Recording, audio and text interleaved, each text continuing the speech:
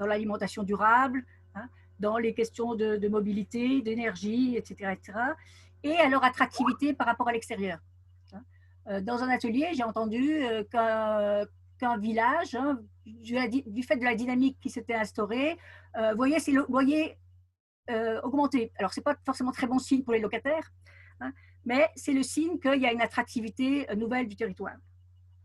Alors, si cette dynamique est nécessaire, elle n'est pourtant pas suffisante.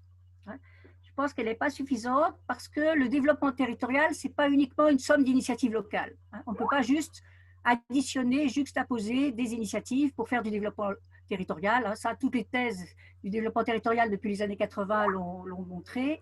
Le développement territorial, c'est un processus cumulatif et multidimensionnel.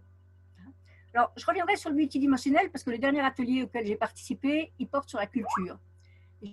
Je pense que très souvent, dans le développement local, on parle bien du développement économique et du développement social. On laisse souvent de côté la dimension culturelle. Or, j'ai bien entendu, par son aspect un peu décalé, la production artistique, cette dynamique culturelle, je pense qu'elle aide au changement des représentations, à la créativité, à l'imagination collective, on pourrait dire, qui est nécessaire pour le développement territorial. Donc, je pense que ne pas négliger ces dimensions culturelles dans le développement territorial est tout à fait important. C'était intéressant que vous ayez fait un atelier sur ce sujet. Et puis, processus cumulatif, ça veut dire que les initiatives restent très souvent isolées, fragiles, même si elles s'intègrent dans des réseaux affinitaires très forts. Moi, je suis frappée, on voit bien que c'est une nouvelle génération qui porte ce développement territorial tel qu'en tout cas il apparaît à travers vos ateliers. Et il y a des liens affinitaires très forts entre les groupes, au sein des groupes qui se mobilisent pour faire ces projets. Mais quand même, ces initiatives, si elles restent isolées, peuvent rester fragiles. Et à plusieurs reprises a été posée la question de la pérennisation, de la consolidation, surtout dans la période actuelle, on sait qu'elle est très perturbante. Et d'autre part, ça c'est... Pardon, Daniel, je me permets une petite intervention. On a un petit souci de bip. Est-ce que de notre côté, on a vérifié? A priori, ce n'est pas le cas. Est-ce que de votre côté, vous avez une messagerie d'ouverte ou Alors, je vais la fermer. Ouais, c'est une messagerie, c'est peut-être ça qui fait qu'il y a des bips ou un chat ouvert quelconque. Voilà, je l'ai fermé. Super, merci Daniel. Oui, alors je disais, je reprends juste, c'est que le développement territorial ne se réduit pas à une somme d'initiatives locales, d'une part parce que les initiatives elles-mêmes peuvent rester très isolées et fragiles, et donc il faut aussi travailler sur leur pérennisation, et d'autre part parce que ça limite les effets d'entraînement. On n'est plus dans ça commence à... Bon, en milieu rural sûrement, en milieu urbain c'est plus difficile à faire apparaître que la théorie du ruissellement, elle trouve ses limites aujourd'hui. Et on n'est pas dans des effets immédiats de création d'une activité qui va entraîner en boule de neige la création d'autres activités. On n'est plus dans cette vision linéaire du développement. Et donc, pour accroître les effets d'entraînement, il faut la mise en réseau des initiatives, il faut leur coordination, et pour que la dynamique soit effectivement cumulative. Voilà.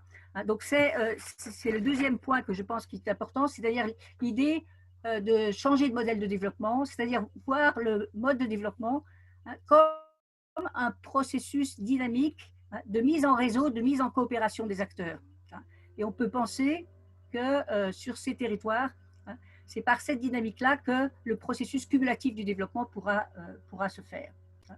Alors, pour ne pas être longue, je vais le reprendre à trois niveaux. La mise en réseau des acteurs, donc de ces initiatives elles-mêmes. Ça veut dire aussi développer l'interconnaissance. Et l'interconnaissance pour créer de la confiance. Ça a été dit dans beaucoup d'ateliers. On travaille bien, on peut produire des choses en commun si on a confiance les uns dans les autres. Ce qui fait que la temporalité peut être du temps long. Et ça a été également souligné. À partir de l'interconnaissance, on peut avoir de la mutualisation de moyens.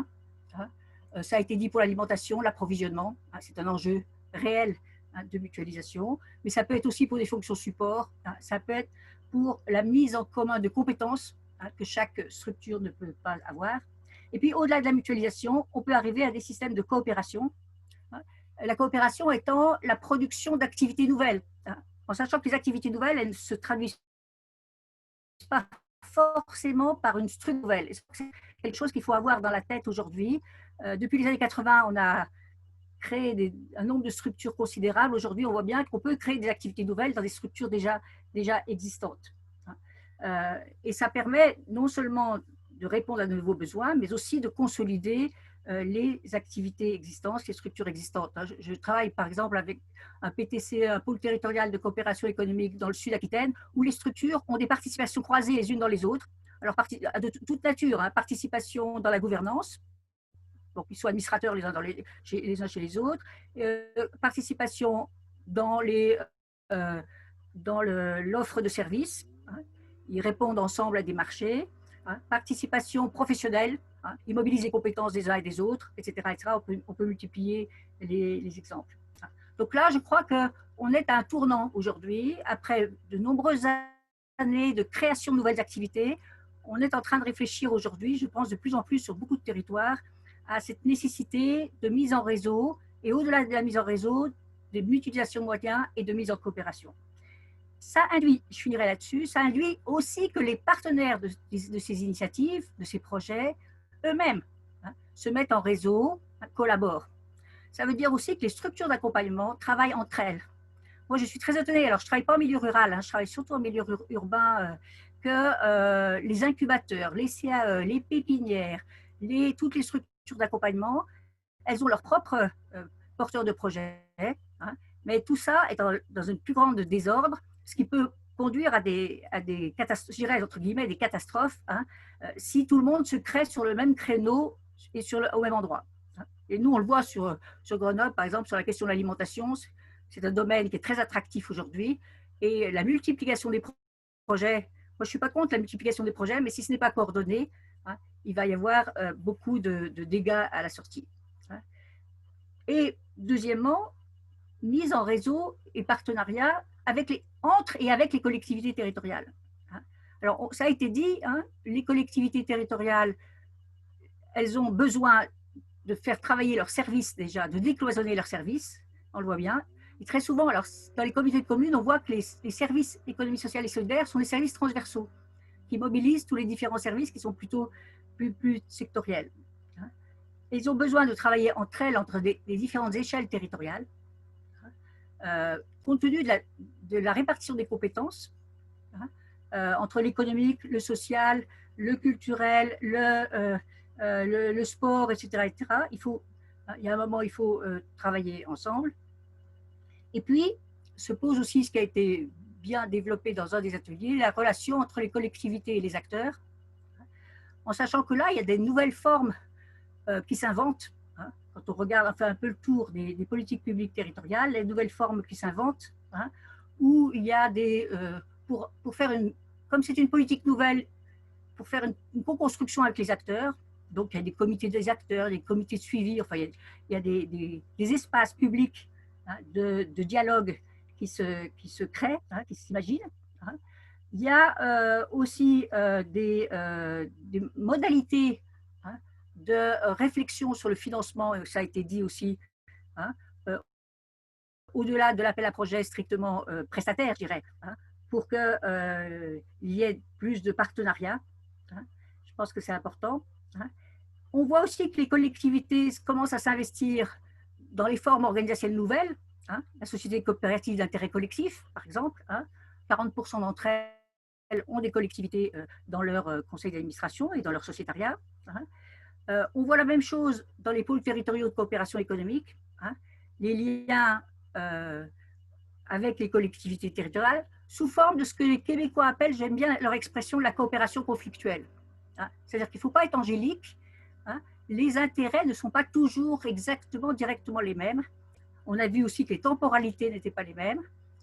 Donc, il faut, sur cette base-là, c'est complexe, comme tous ces montages, on l'a bien vu, ils sont très complexes, Et je finirai sur une chose qui me paraît importante, c'est que toutes ces dynamiques de mise en réseau, de mutualisation, de coopération, elles s'animent. Hein. D'où l'importance, je dirais, à côté de l'accompagnement de la création de projets, des fonctions d'animation territoriale. Ça me paraît très important. Hein. C'est difficile à faire financer, hein, hormis par des programmes, on l'a vu, par des programmes leaders ou d'autres programmes européens. C'est difficile à faire financer, hein, parce que ce n'est pas directement productif, on va le dire entre guillemets, hein, mais c'est tout à fait indispensable, hein, pour alimenter et pour accompagner cette dynamique de développement territorial. Voilà, je m'arrêterai là.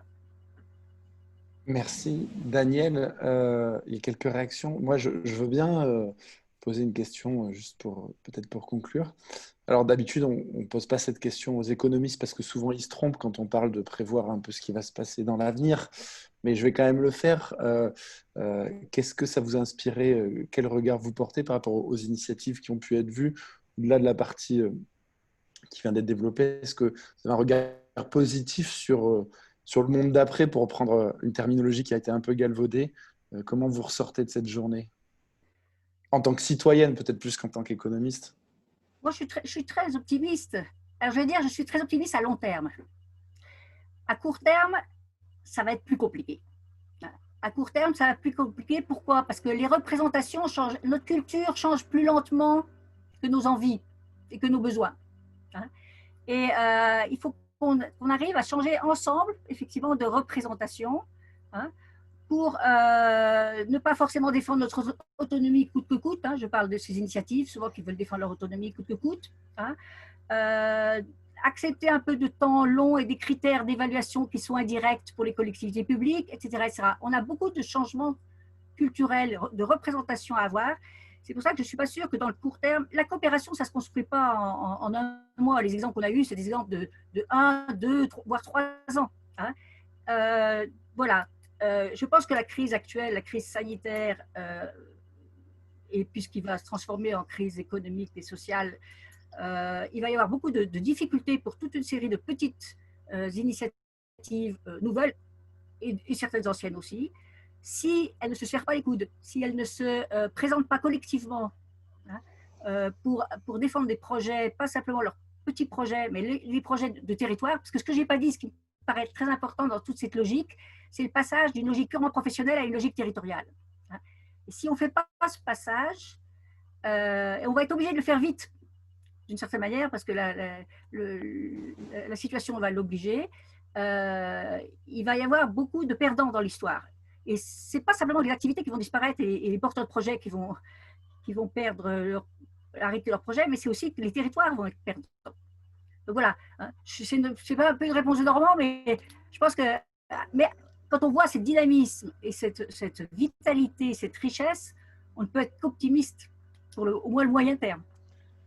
Ben, je vais rester là-dessus et on va faire. Merci beaucoup, Daniel. C'était bravo pour cet exercice et cette concision dans le propos.